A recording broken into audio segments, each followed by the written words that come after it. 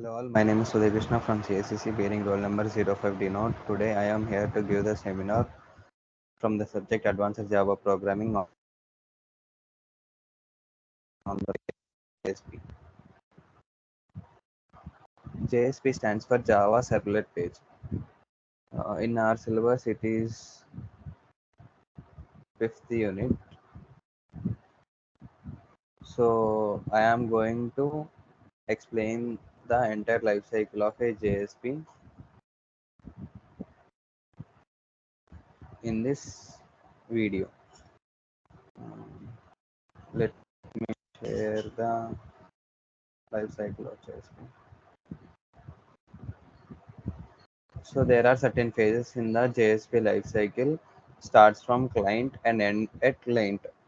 From client actually sends a request to the JSP. JSP stands for Java Servlet Page. The request from JSP is converted into a servlet file. That means .java file. Servlet is nothing but a .java file.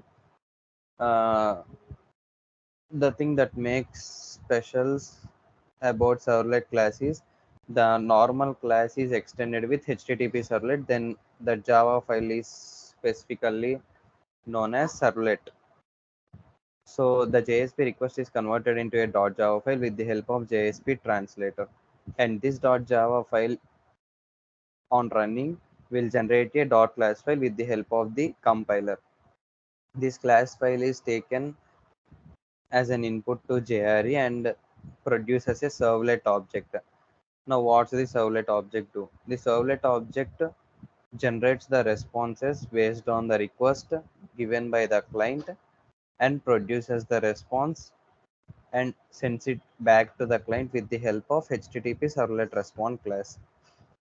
After sending the response, it destroys. That means it gets killed. So this is the entire life cycle of a JSP. Now let us see it in brief. Translation of JSP page to servlet. This is the first step of the JSP lifecycle. This translation phase deals with the syntactic correctness of JSP. Here, the .jsp file is translated to .java file.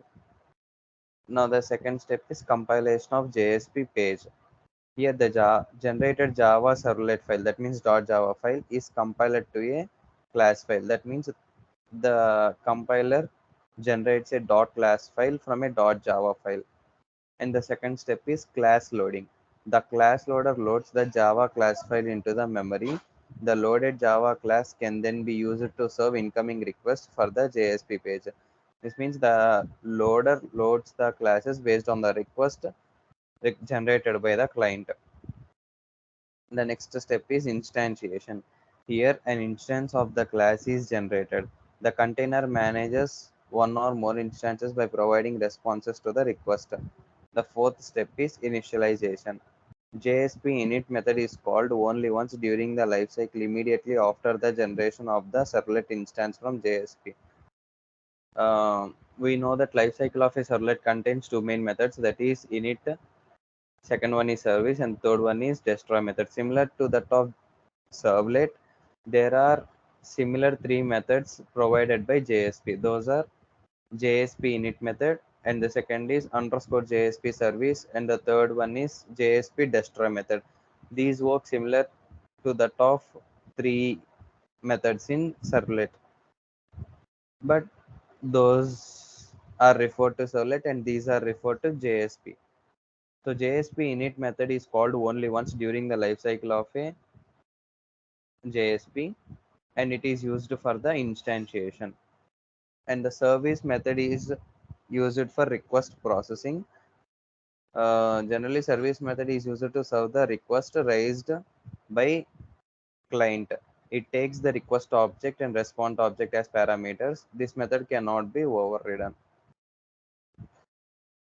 So the service method contains two arguments. One is of type HTTP servlet request and the other is of type HTTP servlet response. Those are nothing but request and response object. And the next step is JSP cleanup. This means this is the last step of the, like this is last phase of the JSP life cycle. In order to remove the JSP from the use by the container or to destroy the method for servlets, JSP destroy method is used. This method is called once when you need to perform any cleanup task like closing open files or releasing database connections. JSP destroy can be overridden. That means whenever you call the JSP destroy method, all the opened connections gets closed and the life cycle of a JSP gets completed. That means the responses will be sent to client and all connections will be closed and it gets terminated. So this is the entire life cycle of a JSP. I hope you all understood the life cycle of JSP. Thank you.